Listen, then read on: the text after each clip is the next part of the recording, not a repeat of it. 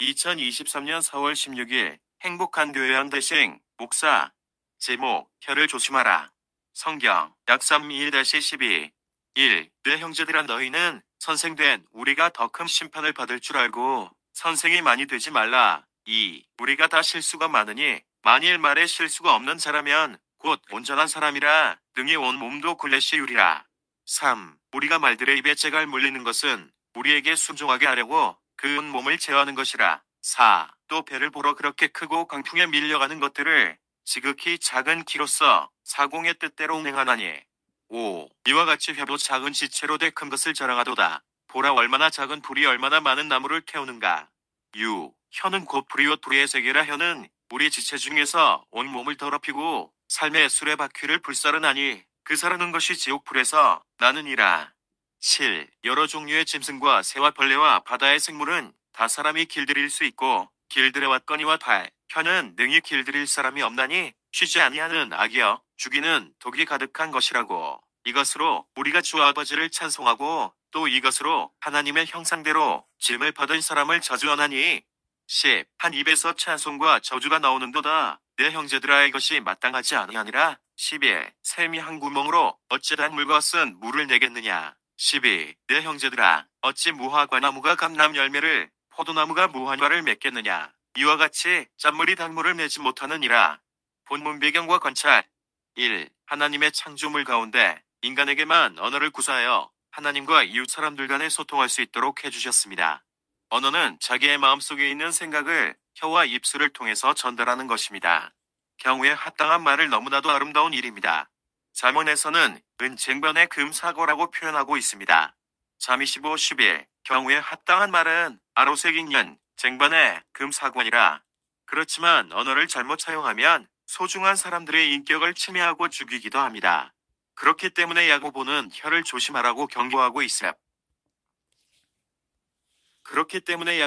혀를 조심하라고 경고하고 있습니다. 타락한 인간의 본성에는 항상 악이 존재하고 있어 말 실수하기 마련입니다.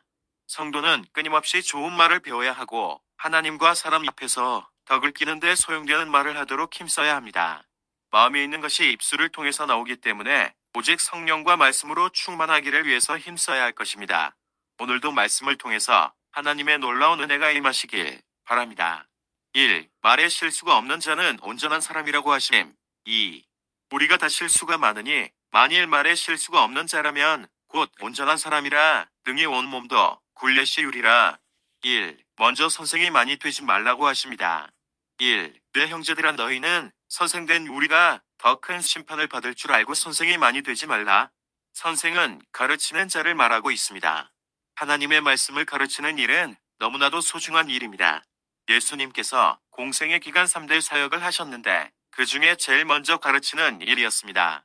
마사 23 예수께서 온 갈릴리에 두루 다니사 그들의 회당에서 가르치시며 천국 복음을 전파하시며 백성 중의 모든 병과 모든 약한 것을 고치시니. 유대인들 사회에서는 율법을 가르치는 선생님을 랍비라고 합니다. 많은 사람들에게 존경을 받는 위치에 있었습니다. 그러나 예수님은 그들에게 책망을 많이 했습니다. 그들은 하나님의 말씀을 가르치기는 잘하지만 장작 본인은 실천하지 않았기 때문입니다. 마이 13:3-4 그러므로 무엇이든지 그들이 말하는 바는 행하고 지키되 그들이 하는 행위는 본받지 말라. 그들은 말만 하고 행하지 아니하며. 4. 또 무거운 짐을 묶어 사람의 어깨에 지우되 자기는 이것을 한 손가락으로도 움직이려 하지 아니하며. 지도자의 최고의 덕목은 솔선수범입니다. 하나님의 말씀을 모르고 신앙생활을 하면 얼마나 위험한지에 대해서 잘 가르쳐주고 있습니다. 2. 이 세상에는 말에 실수가 없는 사람도 없고 온전한 사람도 없습니다. 이것이 타락한 인간들의 한계입니다. 그렇기 때문에 말에 실수를 하지 않도록 조심하는 것입니다. 우리가 말을 할 수 있다는 것은 가장 큰 복을 받은 것입니다. 우리가 마음대로 말을 할 수 있지만 항상 신중해야 합니다. 이스라엘을 위하여 구했던 사사 입다는 말 한 번 잘못하여 큰 대가를 치렀습니다.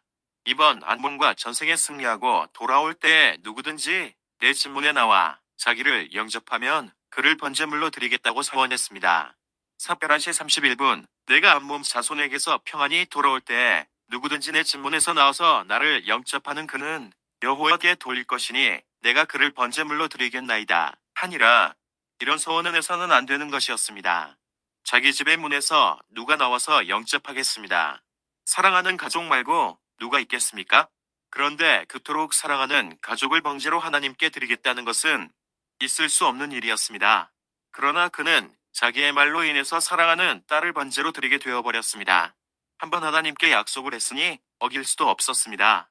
사1 1시 35분 어찌할꼬 내 딸이여, 너는 나를 참담하게 하는 자여, 너는 나를 괴롭게 하는 자 중에 하나로다. 내가 여호와를 향하여 입을 열었으니 능히 돌이키지 못하리로다 하니.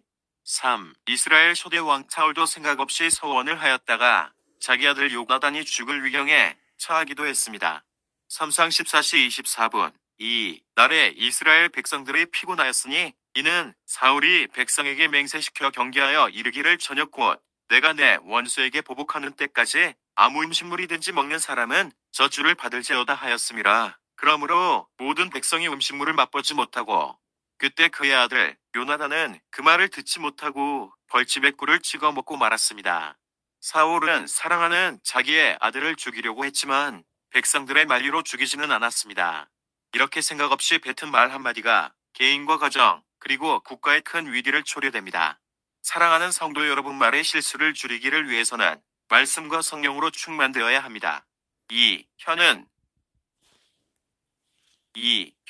곧 불이여 불의의 세계라고 하시렘. 6. 혀는 곧 불이여 불의의 세계라. 혀는 우리 지체 중에서 온 몸을 더럽히고 삶의 수레바퀴를 불사르나니 그 사르는 것이 지옥불에서 나느니라. 1. 혀는 작은 지체지만 큰 힘을 자랑한다고 합니다. 4-5. 또 배를 보라, 그렇게 크고 광풍에 밀려가는 것들을 지극히 작은 키로써 사공의 뜻대로 운행하나니. 5. 이와 같이 혀도 작은 지체로 돼 큰 것을 자랑하도다. 보라, 얼마나 작은 불이 얼마나 많은 나무를 태우는가. 큰 배를 움직이는 것은 지극히 작은 키이며 작은 불이 큰 불이 되어 많은 나무를 태우기도 하듯이 작은 혀가 엄청난 일을 하게 된다는 것입니다. 혀는 사람을 죽이고 살리는 권세가 있습니다.